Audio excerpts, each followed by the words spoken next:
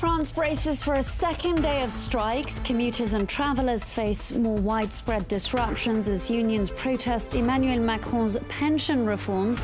They say they're not backing down. Do stand by for the latest from France 24's Alison Sargent. No one is above the law. House Speaker Nancy Pelosi says Donald Trump abused his power and says she has no choice but to act. This as the impeachment process formally moves to the next stage. Also coming up this hour on France 24, another gruesome gang rape case in India. This Friday, police shot dead 4 men suspected of raping and killing a young woman. Reportedly, they had tried to snatch the officers' weapons during a reenactment of that crime. Well, those are our top stories this hour on France 24. I'm Sanam Chantier. Thank you for watching. Now we start here in France, and a second day of a public sector walkout, dubbed the biggest in almost a quarter of a century. This Friday, we have more travel chaos across the country, as well as shuttered schools and understaffed hospitals. Unions are saying they won't back down unless planned pension reforms are reviewed. For more, I'd like to cross to France 24's Alison Sargent. She's standing by at Paris's Montparnasse train station. Alison, thanks so much for being with us. We all had trouble getting to work this morning. What is the situation where you are? Well, Sanam, as you said, it's been another complicated day for commuters. Of the people we spoke to, they told us that they took about twice as long to get to work as usual. That is for people that got to work at all. Many said that they planned on just giving up. We heard a lot of complicated stories of people having to trying to take whatever bus was available to whatever station they could get to, having to turn around when there were no trains there, go back, take another train. People told us, once they finally got to the Gare Montparnasse, they couldn't take the metro here. All the metro stations are closed, and so they had to walk to work now under the rain because, of course, 10 metro lines in Paris are completely shut out of 16. Meanwhile, just a third of buses are running. The train situation very complicated as well. 90% of high-speed trains in France are shut down. 70% of regional trains. Things are a little bit better for international travel. About half of Eurostar trains are up and running. About 2/3 of Thalys trains also up and running. Those are the ones that go elsewhere around Europe. We also saw more traffic in general in the streets today compared to yesterday because, of course, on the first day of the strike, we saw many different professions striking and big protests out in the street, which meant fewer people going to work. Today, there are more people trying to sort of get life back to normal, which is hard because the transportation situation remains very complicated and will continue to be complicated through the weekend, with local Paris metro and bus employees all saying that they are going to continue their strike until Monday. So the complicated situation continues, certainly over the weekend. Alison, what are people saying about this movement? Is there a real sense of solidarity, or is it more frustration? For the moment, it remains early, and so we have been seeing quite a bit of solidarity. Even the people we were speaking to who had those complicated, frustrating travel stories, when we asked them how they felt about the movement, they were very positive. They said that they all felt concerned, and that pretty much lines up with the opinion polls we've seen that show that 7 out of 10 people support this movement against retirement reform. 7 out of 10 people in France also feel worried about what it could mean for them. This retirement reform that's going to take France's 42 different retirement schemes and reduce them all into one universal pension plan for everyone. Public sector employees, of course, people like railway workers and teachers are the most concerned. They have sort of the most to lose. Railway workers, for example, as it is currently, they can retire as early as 52 for train conductors. That's 10 years earlier than the national age, which is 62. But private sector employees also have a lot to lose. As it is now, their retirement is calculated based on their 25 best years of work, their highest earnings. But under the new reform, that is expected to be they're expected to have the retirement calculated on their entire working life, which could see it lower quite a bit. And so really everyone in France feels concerned by this reform. The government is going to be laying it out in more detail in the middle of next week, and we'll have to see whether or not they end up making any concessions. Alison Sargent there bringing us an update from Montparnasse station here in Paris. Now, staying with that story, the government is eyeing a series of concessions which will allow it to pass its reform. Here's France 24's Shirley Sitbon with that report. Visiting the crisis room monitoring strikes across the country, Prime Minister Edouard Philippe had a message for workers' unions. They played a central role, bringing huge crowds of protesters out, and the Prime Minister believes they will be crucial to resolve the crisis. I would like to say that on the whole, and I pay tribute to the trade union organizations, the demonstrations went well almost everywhere in France. But unions want concessions. Government members have already said that one way out would be to delay deadlines. Changes meant to hit people born after 1963.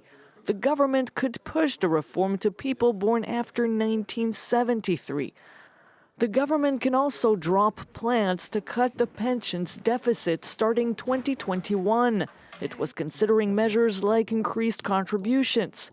The pension fund deficit could hit 17 billion euros by 2025. Negotiations are not over yet, and the government's reform has not been officially presented. That's what the Prime Minister will do in the coming days. The government remains open, as always, to dialogue. President Emmanuel Macron's reform aims to cut the pensions deficit and simplify a system that has 40 different plans with different retirement ages. But protesters say that his reform would drastically cut their benefits. Over to the US, where the House Speaker has announced the Democrats will draft articles of impeachment against Donald Trump. Nancy Pelosi said on Thursday that by doing this, we are honoring the Constitution of the United States.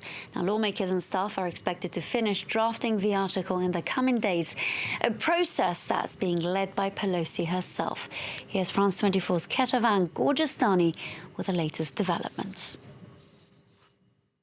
With her formal announcement, Speaker Nancy Pelosi set the stage for the House to vote on impeaching Donald Trump before the Christmas break. But first, the Judiciary Committee will have to draft those articles of impeachment, and there is already a debate among Democrats. Some argue that the articles should be solely focused on abuse of power and obstruction of Congress linked to Donald Trump's dealings with Ukraine. Others believe that the articles should be much broader in scope to include misconduct linked to the Mueller report and the 2016 elections. They say that having multiple articles of impeachment will allow some more moderate Democrats to possibly vote down certain articles while still impeaching the president. That said, the impeachment of Donald Trump seems all but certain, and with that, the president and his allies are already looking forward to the Senate trial, and they feel like they will finally get their shot at what they call a fair trial, and their strategy is very clear, using the Republican-controlled Senate to flip the tables on the Democrats, deflecting from accusations on the president and attacking the Democrats, with the president already tweeting that he wants to see Adam Schiff, Nancy Pelosi, and the Bidens all testifying in front of the Senate. This trial in front of the Senate should be starting sometime in January. How long the Republicans keep it going, well, that remains to be seen. And in Australia, firefighters are continuing to battle to contain nearly 150 fires, burning even in New South Wales. Foreign firefighters have also arrived on scene to relieve local forces. Meanwhile, 300 animals have been evacuated from a wildlife park north of Sydney, with the bushfires encircling Australia's largest city. The blaze, which started in early November, has killed at least 4 people and destroyed more than 680 homes. Turning our attention now to India, where police have shot dead 4 men accused of the brutal gang rape in Hyderabad. The men were in detention and had been taken back to the scene of the crime in the early hours of Friday. And according to an official, the incident happened when the suspects tried to grab an officer's firearm and escape. This is yet another horrifying incident in a country grappling with high levels of sexual violence against women. Cheers ring out from a bus passing by the scene of a brutal crime that has gripped India, as locals celebrate the death of 4 men suspected of raping and killing a young woman. The suspects were shot dead by police in the early hours of Friday after they tried to steal officers' guns and escape during a reconstruction. A police blunder that has been widely praised across the country and welcomed by the victim's family. I would like to thank the Telangana government and police and all those who supported me. Now my daughter's soul can rest in peace. I think this would be an example and nobody will even think of doing it. The suspects had become high-profile figures following their alleged premeditated attack on a 27-year-old vet in the southern city of Hyderabad last Wednesday. The men were accused of deflating her scooter tyres and lying in wait for her by a motorway tollway before raping and killing her. The woman's charred body was found the following day. Thousands of people took to the streets to protest against police inaction and insist the killers face the death penalty. Some rights groups have criticised the police's actions, accusing them of extrajudicial killings to bypass the legal process and pacify public anger. A fight back against sexual violence in India was sparked by a shocking gang rape and murder of a young woman on a bus in Delhi in 2012. But there's no sign of a fall in such crimes. 33,000 rapes were reported in India in 2017. Many more are likely to go unreported. Also this Friday, Angela Merkel is paying her first visit as Chancellor to Auschwitz-Birkenau. This after 14 years at the helm. Now, according to museum officials, the German Chancellor is bringing with her a €60 million donation to help conserve the site, where the Nazis ran their largest death camp. The visit comes amid a rise in German anti-Semitism and ahead of the 75th anniversary of the camp's liberation. Moving on, and lastly, Saudi Arabia's state-owned Aramco has launched its record-breaking IPO, raising $25 billion on the Saudi stock market, with a flotation of just 1.5% of the company. Despite that very high figure, this is actually a step down for the most profitable company in the world, which had originally aimed to raise $100 billion.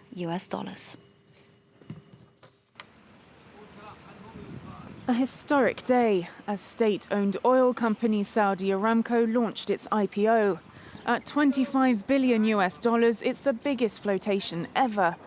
The Saudi kingdom is betting on increased oil prices to give shareholders good returns. And as leaders gathered in Vienna for the OPEC conference, talks on cutting oil production to bolster prices continued late on Thursday. The IPO was years in the making. First announced in 2016, it was scheduled for 2018, but later pushed back. The money raised will help diversify Saudi Arabia's economy away from oil. That's the paradox. To diversify away from petrol, they need to have petrol and its revenue so that they can invest in diversifying economically, which is the #1 project of Prince Mohammed bin Salman. And that's what he'll be judged on long term. He's promised the country's youth good jobs off the back of this diversification. But this windfall is significantly less than what the prince had first hoped for. The listing gives the company a valuation of $1.7 trillion, a downgrade from the original $2 trillion, and still too high to lure Western investors, who've also been put off by a perceived lack of transparency and the killing of journalist Jamal Khashoggi. Most shareholders are domestic, with well-off families feeling pressured to invest out of patriotism or to get back into the good graces of the royals after a corruption crackdown that started 2 years ago. Trading is scheduled for later this month. Well, that's it for us. Do stay tuned to France 24.